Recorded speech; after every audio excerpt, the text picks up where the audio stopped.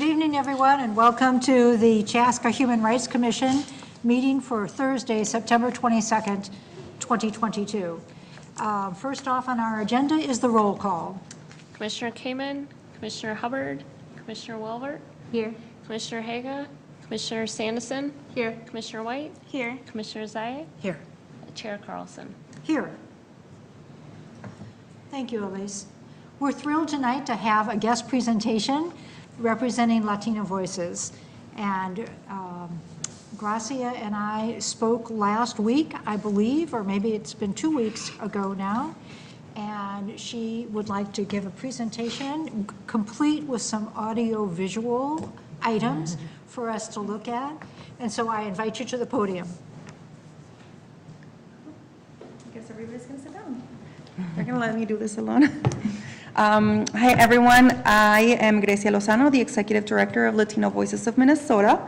We actually introduced ourselves to the Commission about 3 years ago when we had just started as a grassroots.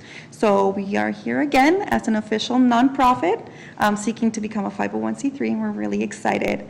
This would be our very first major project, and we want to partner with you.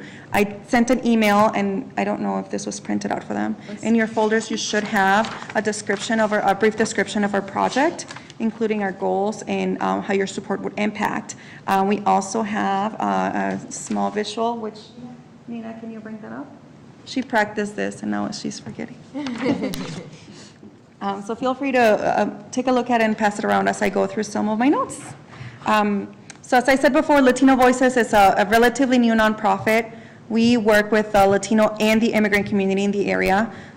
We serve them by connecting them with organizations and services that are existing within the community, and we hold their hand through the entire process. We know that systems can be very difficult as immigrants and as people who don't speak the language, and so we find it that is a lot better and a lot easier for them to have somebody who knows the systems help them navigate those systems in their own language in a way that they can understand. And as I said, we're not only offering language support with the Latino community, but we're also offering assistance to a lot of immigrant communities that might feel like they don't have that support quite yet, like the Somali community. I know we have a large community of Somalians, and so we like to partner up with them on just helping them navigate and understand the systems, and understanding that their systems from home are a little different.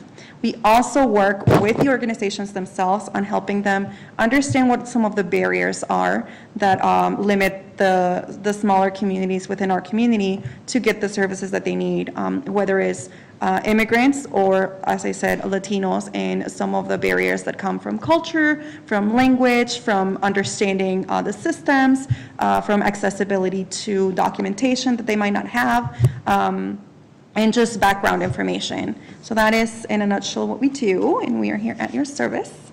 And what you have in front of you is a small-scale ofrenda from the Day of the Dead. And this is our yearly celebration. So for the past 4 years, we have been creating this ofrenda in the cultural center of the Latino community, which is just across the street.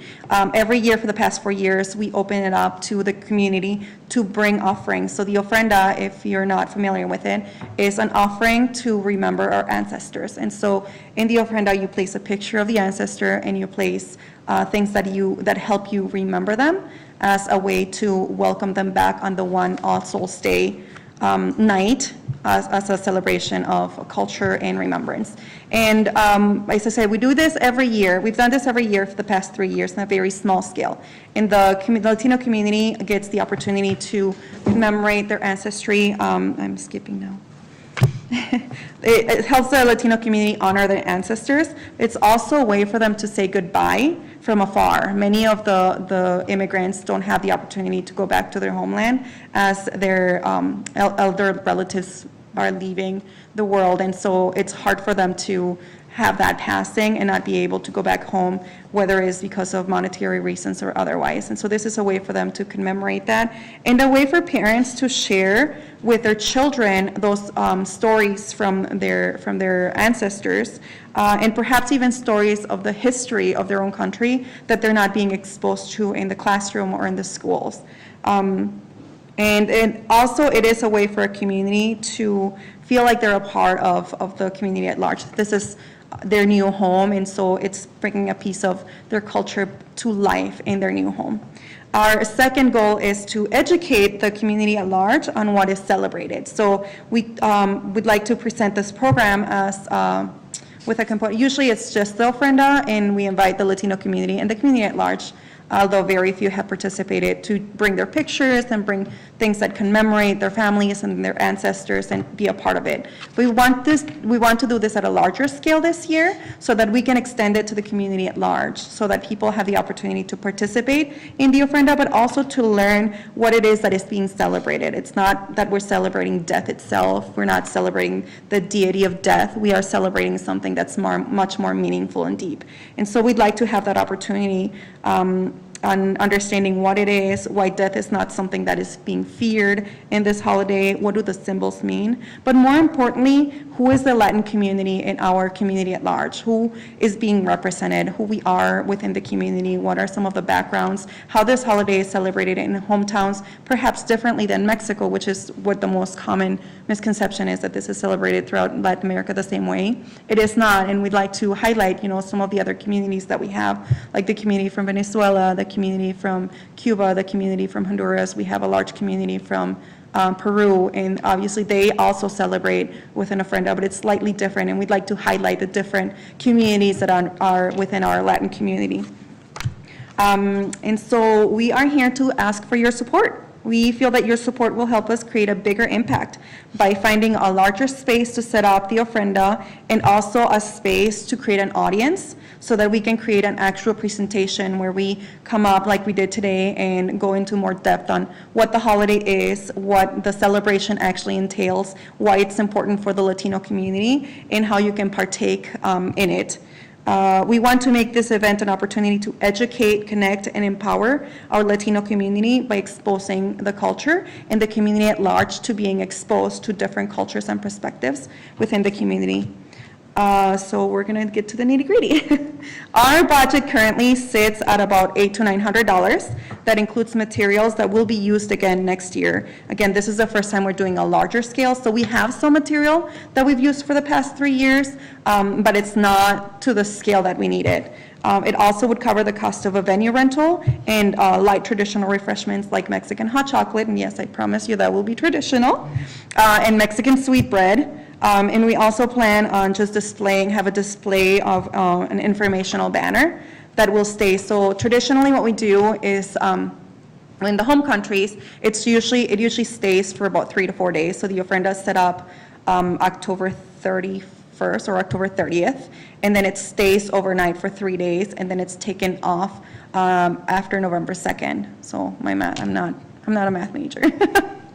But usually in the U.S., what we have done is we have set it up the Friday before Halloween, and then we leave it up for a whole week, and then we take it off on the last day. So having the event will allow us to explain what the symbols and traditions are, but we know that not everybody can make it, so we would like to have the opportunity to have it displayed for a whole week and have some banners displaying the information on what the symbols are, what the meaning of it is, how they can access more information. We also are going to partner up with the library to get more information on some books that people can check into if they are interested in finding more about the culture. So thank you for your time. I'm open to questions. Gracia, I have a question. Do you have a venue in mind of where Yes. it would go? So we talked to Erin from the community center about putting up the ofrenda at the Arts Consortium section within the community center, and she said she would be open to it. We have to square it out with the I think it's the Arts Consortium, because they have the space, but we wouldn't be taking any of the art. We would just be adding it to the display and perhaps coming up with a project that they can do that kind of entails with it. And then we would have the presentation at the community center, community room. We feel that would be a place where we can actually have the refreshments inside, and assuming we're going to have a lot of children, so we'd like to come up with an idea on maybe a kids activity that they can be doing in the back sunroom while we're doing the presentation for the parents and the adults. Great, thanks for following up with her, and I reached out to her and asked her to at least see you and connect with you to talk about the space, so Yep. I'm glad she was able to do that.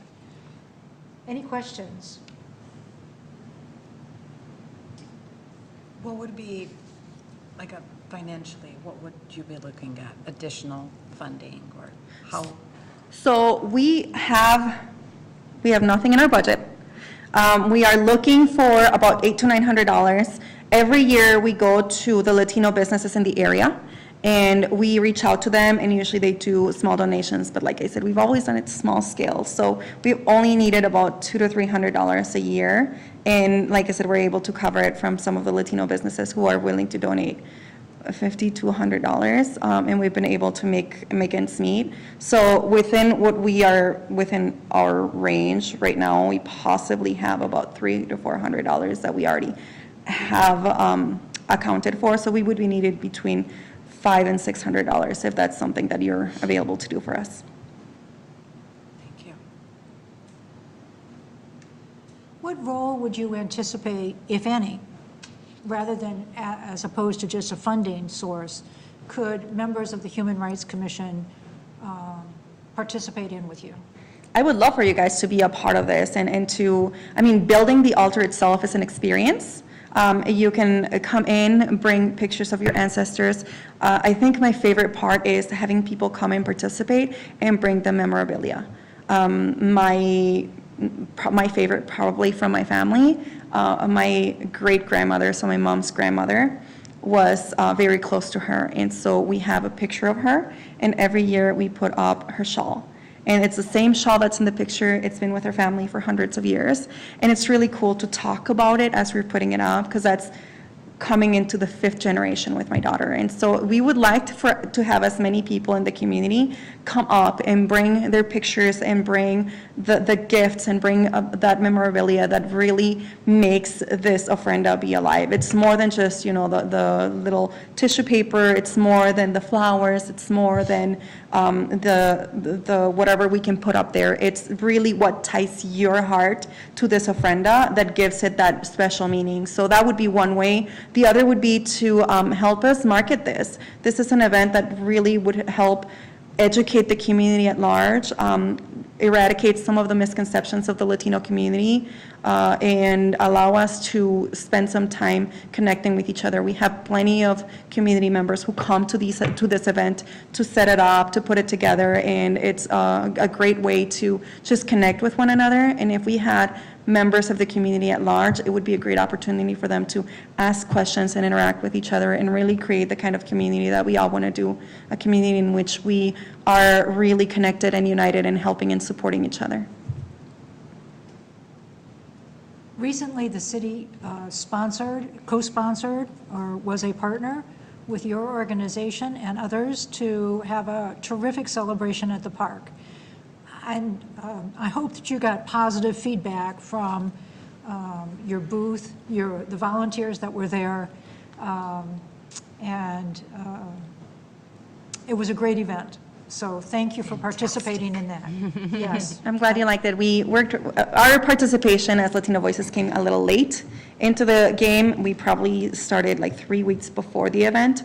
And Alyssa and I remember, sat down and talked about how can we bring more culture into this event, because we really wanted to highlight the cultural aspect of this and that this is an opportunity to bring up the idea that there is cultures within our culture, and that, eradicating the misconceptions of what the Latino community in Chaska is. We are not a loud community that likes to salsa dance. We are so much more. And so having like the traditional dancers was an amazing way to portray culture, to portray the different types of music, different countries, their phenomenal outfits. That was just amazing. So we were really pleased with the event, and we want to come back with more ideas.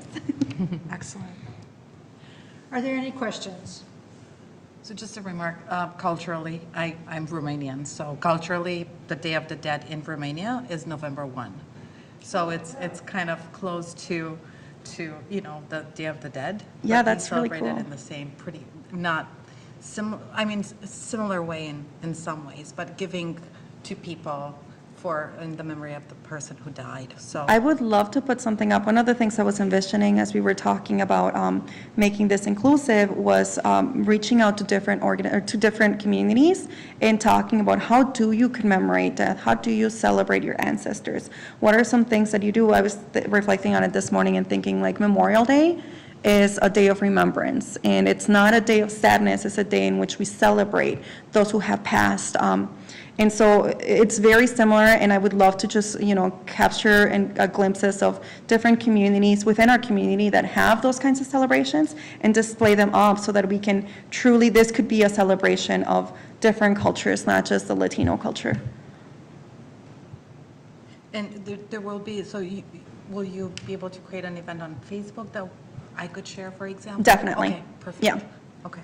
So we're thinking, as far as marketing, we're thinking Facebook has always been big for us, and then some flyers around, but we also know that word of mouth is probably the most powerful. So the more people you tell, the more people that show up, and the more you're excited, the more people are excited to show up as well.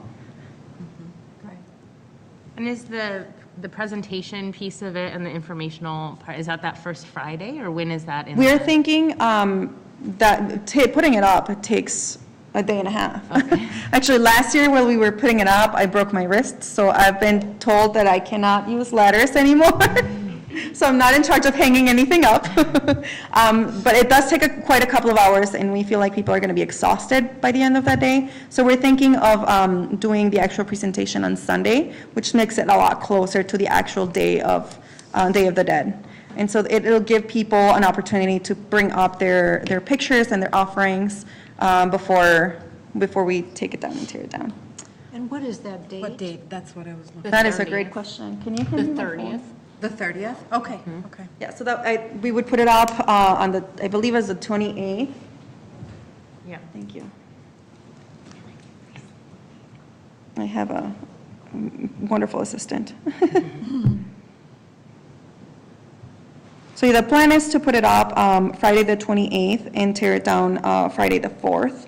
And then having the October 30th presentation, we're thinking sometime between lunch and dinner, so around 3, 4 o'clock. And the presentation would not take us more than an hour. We feel like an hour would be more than enough we don't want to overwhelm people with information, but we also want to set up like an extra hour for people to mingle and interact, and then have, like I said, have a kids activity in the back room for the children to, do something cultural. Like one of the things that we've done in the past in very similar circumstances is we give kids tissue paper and some kids save scissors, and they make their own tissue paper to hang up in the altar. And so it's really cool to see their creation up there as we're done with the project. So. Great. Any questions? No more right now. Thank you so much for being here tonight. We will consider your request, and we'll get back in touch with you later this, maybe not tomorrow, but certainly very soon. Thank you so much for your time. We really appreciate it. Thank you for being here. Thank you for the wonderful visual. Thank you. And you're welcome to stay. Thank you. The minutes, they've been distributed to us. Are there any corrections, changes? If not, may I have a motion to approve? Motion to approve the August 25th, 2022 minutes. There's been a motion made. Is there a second? Second. Seconded by Juana. Is there any discussion? If not, all in favor signify by saying aye. Aye. Thank you. The treasurer's report. Elise, you are our money person. How are we doing this month? The last page of your packet has this month's treasurer's report. Nothing has changed since what you saw in July. We still have about $2,200 remaining for the rest of the year.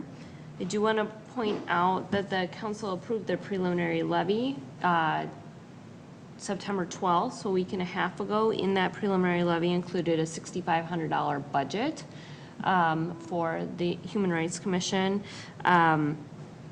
And that final levy will be voted on December 19th, I believe it is, so that it'll become official at that point in time. I did, at the August meeting, you discussed a stipend of $500 for the winner of the new logo. And so we also discussed that that expenditure would probably happen in 2023. So I just wanted to note it on the treasurer's report so we don't lose track of that. Great. Thank you. Any questions for Elise? So just to understand, the 500 will be spent from next year's budget. Awesome. So that leaves us with 2191. Any other questions? Or are there any questions for Elise? If not, may I have a motion to approve the treasurer's report for September? So moved. Who's motioning? Sienna, was that you?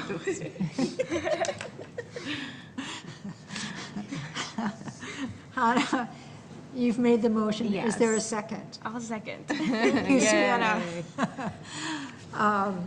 If there's no further discussion, all those in favor of approving the treasurer's report signify by saying aye. Aye. Opposed? Ayes carried. Thank you. So let's get into our business. The Human Rights Celebration. I think, Jen, you might have an update for us? Yes, our committee had a meeting on September 14th, and Elise was there, Chair Carlson, and we also had Alyssa from Chaska Parks and Rec, as well as Stacy Nelson Kumar, who is a community member who has assisted with some other things the Human Rights Commission has been involved in before. She's very interested in helping plan this. She's a big fan of attending this event every year, so we're glad to have her on board too. The celebration will take place this year. It'll be our 6th annual, and it is on January 16th of 2023. It's a Monday morning, 8 a.m. The big news is that we have secured the date with a speaker.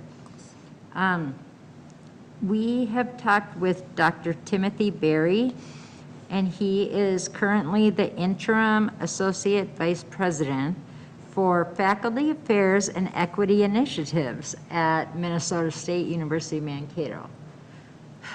Okay. That's a long title. Yeah. He also is a resident out in Waconia. He is very familiar with Carver County.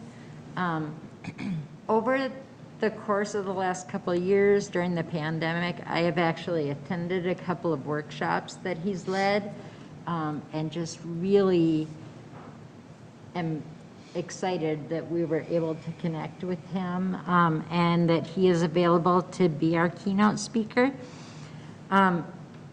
He has a website, if anyone's interested, which is just timothy-berry.com, and it's Berry.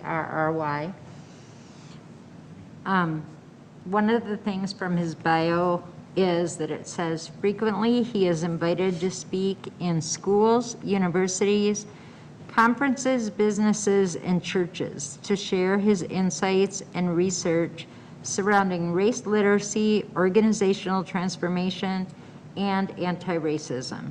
And he has a musical background. He has some just great speaking skills. I'm really excited for you guys to meet him. I asked him what his speaking fee is, and he said for something like this, typically he receives around $300. So after I finish this, then I would like to make a motion to approve an honorarium for him. Other things we talked about at the meeting is that the committee would like to continue to engage with the school district, Community Ed, Carver County Arts Consortium. They've all been great partners in the past.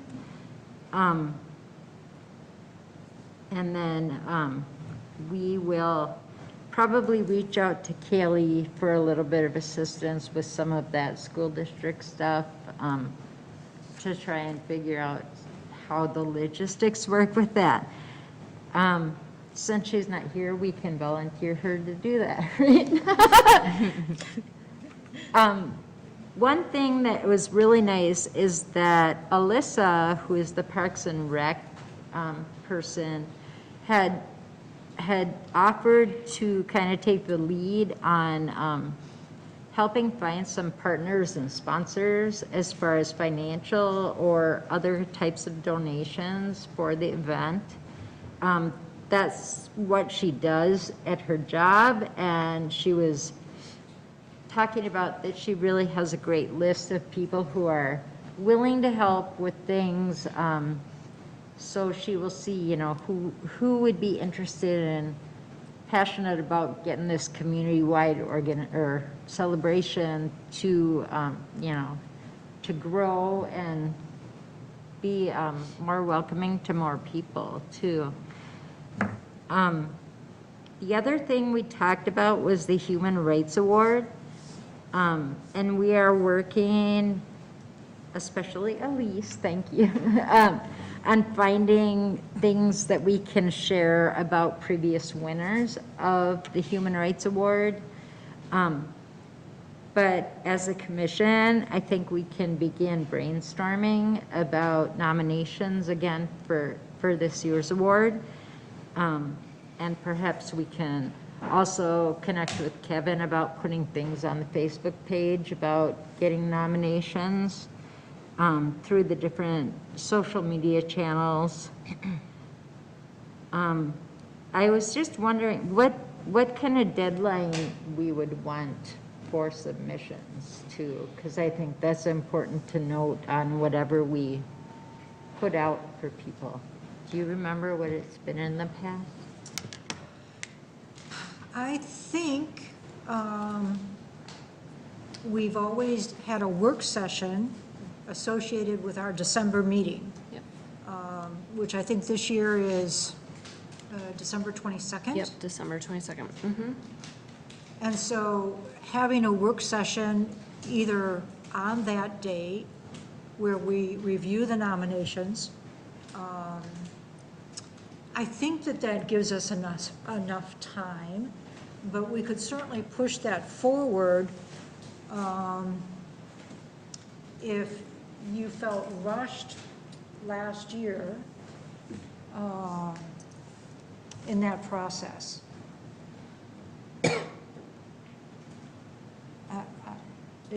Are you looking for us to give you a date, or are you saying, are you recommending to us that we shift dates? Well, I wasn't recommending that, but now that you had mentioned that, I mean, because I think it's fine as long as we know, okay, our meeting is December 22nd, and maybe we say, you know, I mean, it's due the 20th or whatever is fine. However, pushing it up a month so it's in November, would that mean that we would then review them and vote on them before December also? I would think so. Because I think that could be helpful for the winners of the award, just because we would have some time to help them, I don't know, we could meet with them to find out more about their organization, maybe put out a video or some kind of piece about the organization on social media ahead of the celebration. But it has worked, I mean, it's worked out for the last 5 years having it in December too, so I guess I don't care either way. Okay. Then we'll stick with the past. It's still Yeah. going to work for us. Yeah, I think I just was wondering more, we should pick a deadline so that we can start putting out call for nominations and then just say, please send them in by this date. I would maybe suggest, Chair and Commissioners, that if you want adequate time to review the applications before your work session, that we look at something like a deadline of December 14th. That allows me to prepare them and get them out to you at least a week in advance of that meeting with your agenda packet. That's, I would note, December 22nd is right before the holidays. Is that still a date that we want to consider too? And I'll just make a note of that.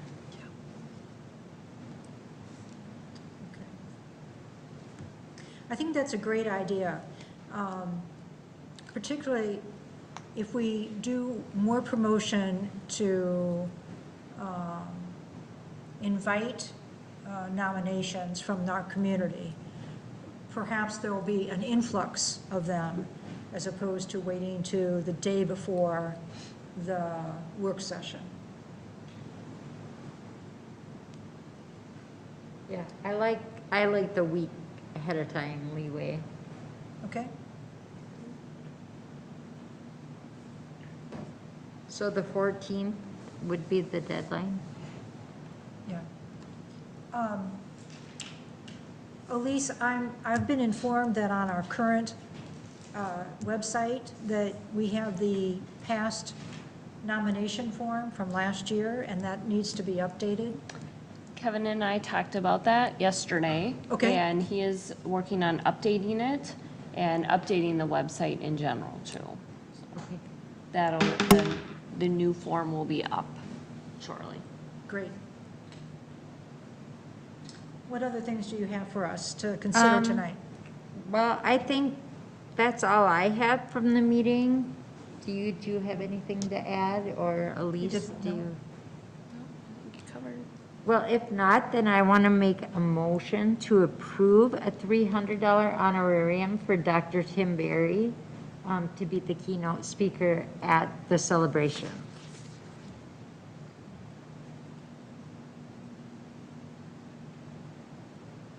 Second. Who said it? Me. Sienna. So a motion's been made by the MLK Human Rights Celebration Committee person to establish a $300 honorarium for our guest speaker. Is there a second? Oh, wait. Me. You've made it. Yep. Hannah has seconded it. Is there any further discussion? Having heard none, all in favor of that motion signify by saying aye. Aye. Opposed? Ayes carry. Thanks for your report, Jen. Was there anything else? Nope, how was that? Okay. Immigrant Voices. Okay, so both Hannah and I were attended the meeting along with Kevin and Mary Hernandez and Lisa from the Chaska Historical Society. So Hannah, just jump in. I'll just give like a brief overview. And we had a very enlightening conversation and very, very deep conversation about how we want to go about this event, what we want to call it, what the name should be. So we will meet again on the 11th of October at noon. And the suggestion was to have a month-long series of events on weekends, and to call this the Cultural Heritage Month. And then part of that, the Latin Music and Food Festival to be one event, and then the next one of them to also be recordings of Immigrant Voices, new stories, stories of new immigrants to Chaska. We did look at the previous recordings that were made, at interviews that were done with students and community members, and we're still working on the name for the event, for that particular event. So, so we will meet again to figure out, but we wanted to make sure that we have a timeline set up. and also kind of the working terminology and wording for the event. So that is not reflective only on how some people identify versus how some other people identify. So and we had a deep conversation about identity. So and one of the remarks that was made is that while some people identify as immigrants, not everybody does that. So that's that was a little bit of how to be culturally sensitive in using the right terminology, basically.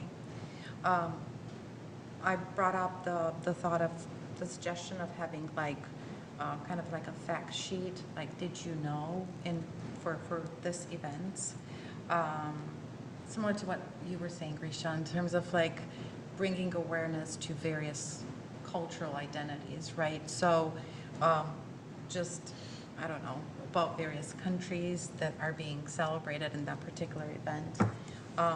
So we'll get to do more work and actually start figuring out the next steps in the recording process of the stories as we move along. But we decided on the month. That is going to be September of next year. So that's yes.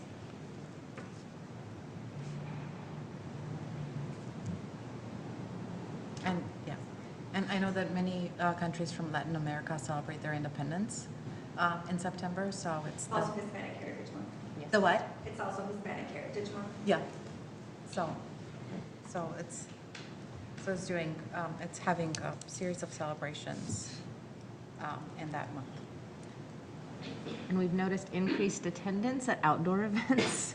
Yep. With good weather, so that was one of the things in thinking about the Chaska Celebrates Immigrant Voices last year, just kind of what were some of the things that we think made it difficult to get the number of people attending that we wanted to be there. And we thought being outside, being a little nicer weather would probably help. And, you know, of course, it being in that month that's important to so many cultures was also a big benefit.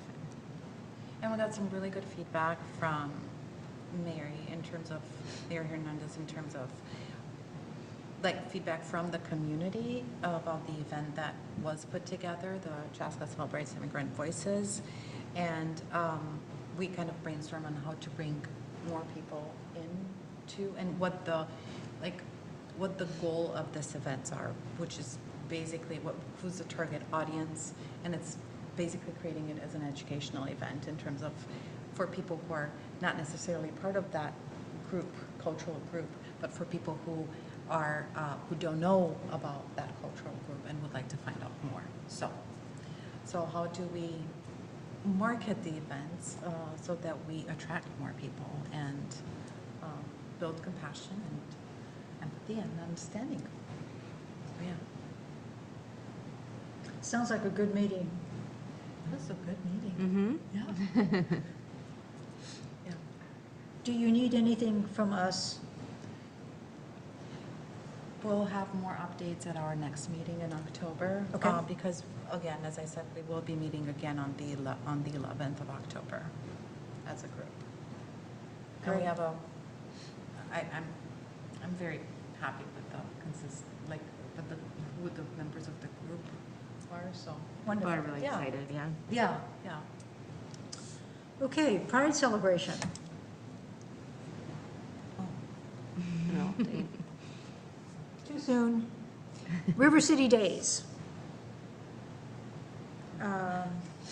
The only thing I'm going to ask, I believe, Hannah, you were working with Martin Yes. on new swag.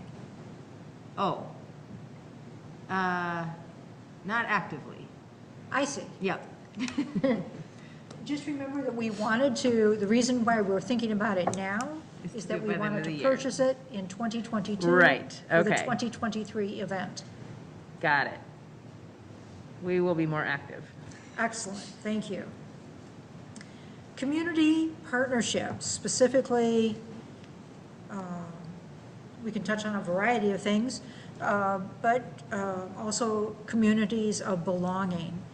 I just want to commend all that participated and all of the participating organizations that made our last Friday evening in Fireman's Park a success. Great celebration to kick off the month of September. And I was delighted to be there and to see so many faces. So many thanks to all who participated in bringing that event to Chaska. So, community partnerships, communities of belonging. Are you our official? Who's the official I person? think one is gonna. So I was, discuss yeah, it. so I was representing the Human Rights Commission at Thank this you. meeting. And then I asked if I could just continue to be part of the group and got permission, so thank you for that. And so moving forward with that, I'm excited. The next meeting will take place on the 7th of October at 10:30 a.m. So Jen, just jump in.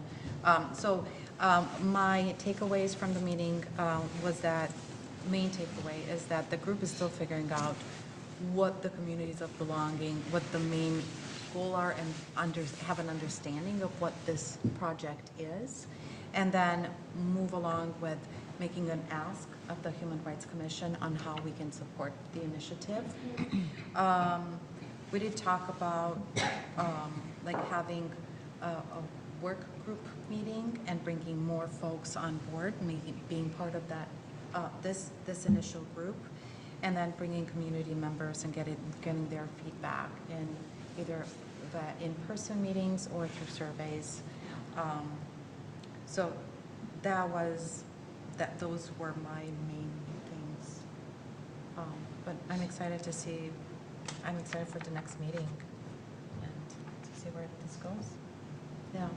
Great. And again, Pat also mentioned that the living room conversation portion, and the fact that the Carver County has the funding to fund some of the training.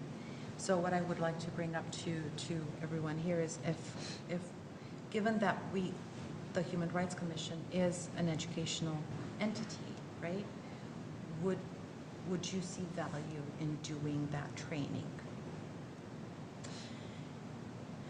Yes. So it's just, like, I went online and I looked at what the training consists of, actual time on the computer. Yeah. And I've forgotten the number of hours that entire coursework looks like. it's November 5th October 5th through November 11th, if I remember correctly. So it is kind of a time commitment. It is. Yeah. It's not every day. No. And it's all virtual. Right. With some live virtual meetings. Right. But yeah. I don't know, how would, and this would be, we would be trained as living room conversation facilitators. All of us? It could be all of us, it could be one of us. It could be those individuals who want to participate and who have the time to give to this commitment, because I said it's not something that you just raise your hand and say, gee, I'd like to attend, and then you're magically a facilitator. Right. Or magically you have the knowledge. So, What would be the expectation, once we've gone through that course, like is there any expectation for like how often we would facilitate or what we would be? That wasn't really discussed Okay. at the No. meeting. No. He just had talked about that there is funding available if people are interested in becoming a facilitator. I think if the idea takes off and there are opportunities, I believe that in his presentation, he remarked that he completed the training in hopes that he could help facilitate conversations around the effort, and so, and about other issues. but I believe he also acknowledged that he was the only person in this area that had been trained. Yeah. I guess I would like to ask Patrick how well attended these conversations are. He's hosted a few so far, I know. It seems like maybe monthly or a little bit longer in between those, but on a variety of different topics. So I don't know how many people he's looking to have as facilitators, and that would kind of determine how many of us maybe would want to do the training too. But it sounds like the training happens somewhat regularly, so maybe we could ask some more questions before we commit to doing, you know, to jumping in and all of a sudden Yeah. we're swamped with all these different conversations we're leading or something. Yeah. I can ask more questions, and I also check when the next cohort starts Yeah. maybe, because this is like on the 5th. Yeah, that's So, coming up of very October. quickly. It's Yeah. really fast approaching, so, yeah. Maybe what would be helpful is if we have the curriculum, or the, Yeah. what is it the training covers? And what are Okay. the expectations of participants in training? So we can all make some better informed decisions. And Okay. the expectations after training. Yeah. You know, what kind of commitment would they like from the facilitators afterwards? Okay. Right. Okay. So are you willing to take that back? Yeah. And I can do my own research too, so. It sounds really valuable. I think, personally, I would like to know kind of what the commitment is, but I think it sounds really great. Yeah, and it's really truly for facilitating conversations that are not easy. Yeah. It's those more deep, like social, racial justice conversations is not, How's sounds that? like, but still simulating kind of a familiar environment through Yeah. the living room, kind of the name itself, and the idea that we're all kind of around the couch, sitting in a more intimate setting without offending each other. Yeah, So, that's cool. yeah, but I can ask those questions and then bring it back to the next meeting. That'd be great. Anything else? If it sounds like they don't happen, the trainings very often, you can always email us, because October 5 is before the Yeah, I know. next. Yeah, so So- that, I was thinking, well, maybe like the next cohort, we can look into that one, Yeah. but I can do that. Yeah, I mean, if it's like every 6 years, then, Oh, no, I don't think it is. It's probably like once or twice a year okay. email. So should I email Elise and Sarah? Okay. It's fine. I'll look this week. Okay. Perfect. Human Rights Commission logo update. I've had fun, I think, I'll clarify that, I think I had fun learning about logos and vector file format. I feel highly educated. I had a conversation with Kevin Wright this afternoon about how we would ask for our submissions. And basically, I have the guidelines drawn up. The thought being that the call for submissions will be from October 1 to November 30th. Artwork must be original. The final selection and award of the honorarium in the amount of $500 will be made December 22nd. That's just the last day that we have our December meeting. All designs submitted become the property of the Chaska Human Rights Commission.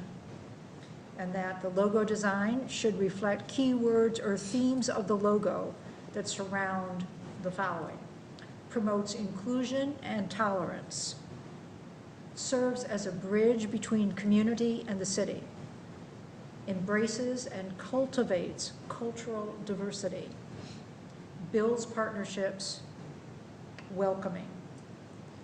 So I will hopefully be able to meet with Cindy Anderson, who is with the Carver County Arts Consortium. She is heavily involved in the Art Wanderer, which is this weekend.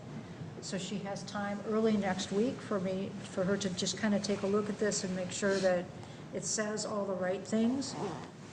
The goal is to send it out to the high schools, the Arts Consortium, the Integrated Arts Academy. Kevin Wright suggested that we include the Chamber of Commerce. And then actually we'll pay for an ad, and I don't know how much that will be. Not unless we could get the Chaska Herald to do a little article about what we're looking to receive from not contestants, but from artists or design artists. So I'm glad that I've learned everything so far. Hope that I've checked all the boxes. It's very hard to write up a proposal to accept art designs when I really don't know what I'm talking about. So I feel like I've done a fair job in trying to educate myself. It sounds like you did. But You if you, sound credible. but if you think of something else that should be here, please let me know, or please let Elise know so she can let me know. So we can send this out October 1st. But that's the update.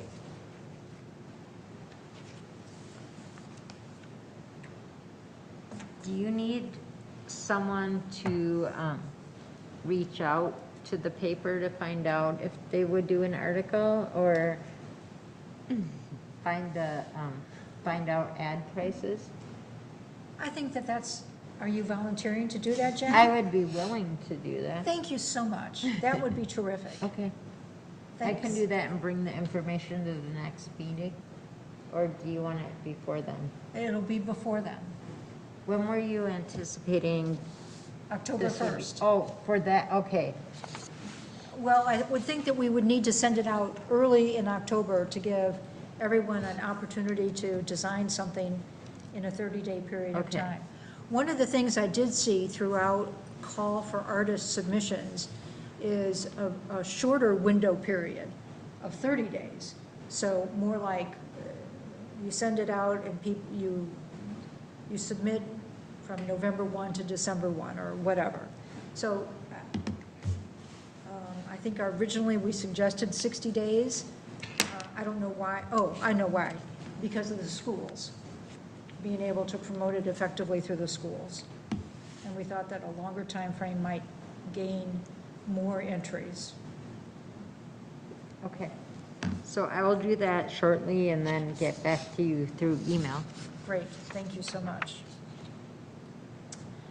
Strategic plan and annual action plan.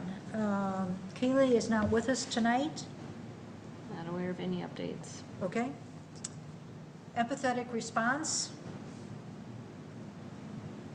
I don't think we have any updates on that. Calendar and programs. Not really any updates. I know we talked about Women's Month, celebrating that in March, I believe. So I would have some suggestions for speakers, and potentially partnering with Team Empower Women to bring this event in March. But I know Martin was the one who actually proposed it, so, yeah. But as far as the calendar of events for the whole year, I do not have an update for that. I think there was some discussion about how you incorporate that calendar into your annual action plan. So that's probably something to think about.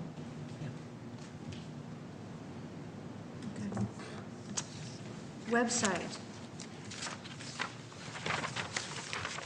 Kaylee had a quick update on that. Let me pull that up here. She did meet with Kevin, and they are talking about a website overhaul. I know Kevin mentioned that to me this evening as well. And something that had been discussed is rather than a group photo, which can go out of date very quickly, is have individual photos of folks. And so we look to him to schedule those photos. So you may be getting an email from me or from him to do that. And then additionally, if you have a short bio about yourself, if you can send that to me, and we will get that up. Is there anything particular that would be helpful in the bio? I got the instruction to submit a short bio. Okay. So I think whatever you feel is appropriate, and especially in relationship to this committee itself. By when should we send it? That's a great question. In 2 weeks make sense? October 7th, is that doable? And I'll send an email out to folks. How short is short, do you think? I'd say 3 sentences. I'm just pulling things out of a hat now, to be honest with you. I mean, because, some people might think short is 3 paragraphs. Yeah. So 3-4 sentences. that's helpful to have some sort of guidelines. The reason why I laughed is I had to do a bio for something else. And the person who was going to introduce me said, 3 sentences. And I said, okay, 3 sentences. And I typed maybe, and then I said, oh, well, that's not important, that's not important, that's not important. And I got down to 2 sentences. So it was like, okay, fine, we'll keep it to 3. Keep it to 3. If it goes to 4 or 5, that's okay too. I think just an easy snippet that folks from the community can learn about you and, what you do and why you were chosen to be on this commission. If you need to, you can make those run-on sentences that we would ought not do. And.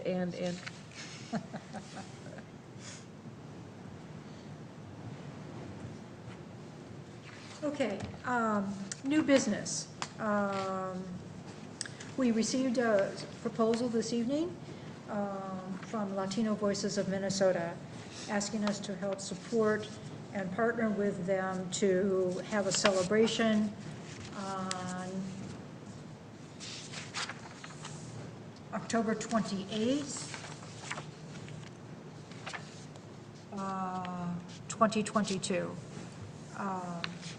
I think that this opportunity is timely, and certainly falls in line with the other efforts that we've done this year with regards to our Immigrant Voices programming in April, our outreach for the Pride celebration, our participation with encouraging folks to participate and learn about their community members.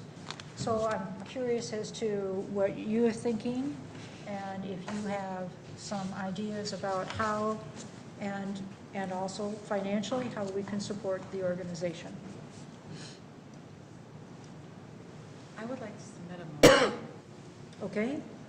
to support the organization with the required budget of $800, given that our commission has left over until the end of the year close to $2,200, and given that the expenses that we're looking at are mostly for next year, so we would have the money in the budget for that. There's been a motion made to support Latino Voices of Minnesota in the amount of $800. Is there a second?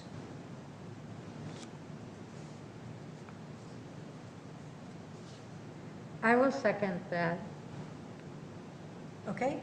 Is there any further discussion? We have the opportunity, Gracia is still with us in the audience and can answer any specific questions. I have a question. If you're able, you mentioned that you might be able to raise some money from the community. Is there something you have in mind that if you had the larger budget of 8 plus the whatever you could get from the community, what you would do with that, or do you have ideas? Yes, so within our budget, I had not put a whole lot for kids' activities. And I do personally, but also we believe as an organization that providing access to cultural activities for youth is very important, especially as we become second and third generations. This was a wonderful activity for my daughter to get excited about something that otherwise she wouldn't have, because it's something that she's not exposed to at school or every day. So if we had a surplus, we would love to utilize that to create more activities for children and youth, to get them more involved into what the project is, and perhaps hopefully if we had even more than that, dreaming big, right? So more we have the opportunity to even do this presentation within the schools. It would be great to bring the presentation and have an opportunity to present it in the high school, more than just the Spanish classes, or using the opportunity of the win times for the teachers to understand what the project is, or what the cultural meaning of the Day of the Dead is, and for them to promote it. So definitely using the surplus money would be going back to the project itself, and it would be utilized. I mean, realistically, the more we have, the more we have access to sharing this with the community, because that is truly our goal. Thank you. Are there any other questions? Would you be willing to let us know when all these construction days are and things? So Oh, for sure, that will be a part of the flyer. We would Okay, like to great. put that, we usually put a blurb in our Facebook page and do a Facebook event invite to the Latino community, and so we'll extend that to the community at large, and we'll definitely make sure that you all have it, and we usually specify what you can and can't bring. In past times, we haven't really been too specific, just because it was at a place that was small enough for us to be able to clean up, but usually people bring perishables, so that'll probably be a no this time. But we usually, on the invite, we put, bring the picture in a picture frame, picture of someone you'd like to honor. You can bring some memorabilia that you'd be okay with losing if it were to happen, like we're not responsible for it, but that it would still be meaningful to you. You can bring flowers, preferably fresh, but this time I don't know if we want fresh flowers, preferably plastic now.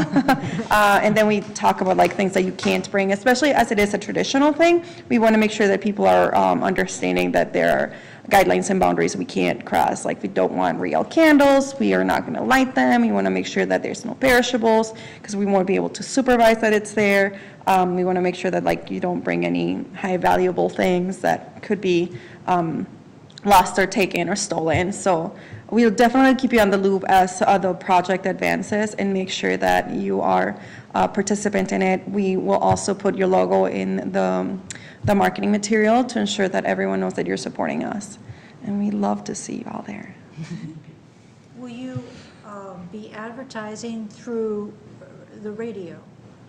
We usually advertise through Mary Bello, who is, who I'm going to nominate for the community award, who is phenomenal at reaching out to the Latino community and ensuring that they are aware of what is happening. And she has this great spirit of, making sure not only that the information is given, but that the emphasis is given to what the information is. So if it's something serious, she'll make sure that people understand how serious it is. But if it's something traditional and lighthearted, she'll also make sure that happens. So we very often partner up with everyone within our community to advertise, to market, and to make our goals meet. We make sure that we partner up with the organizations that are adequate so that we can reach as many people as we possibly can. So it would be a great problem to have, to plan for 100 people and to get 200 to show up, and we're okay with that. So the motion was made by Juana, it was seconded by Jennifer. Are there any other further questions or discussion?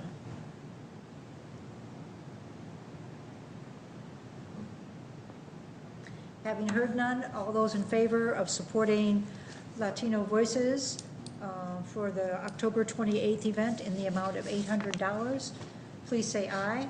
Aye. Opposed? Ayes carried. Thank you so much. You're very welcome. We'll look forward to being there. Yes. We look forward to having you. I'm really excited. Next meeting date. Oh, any other new business?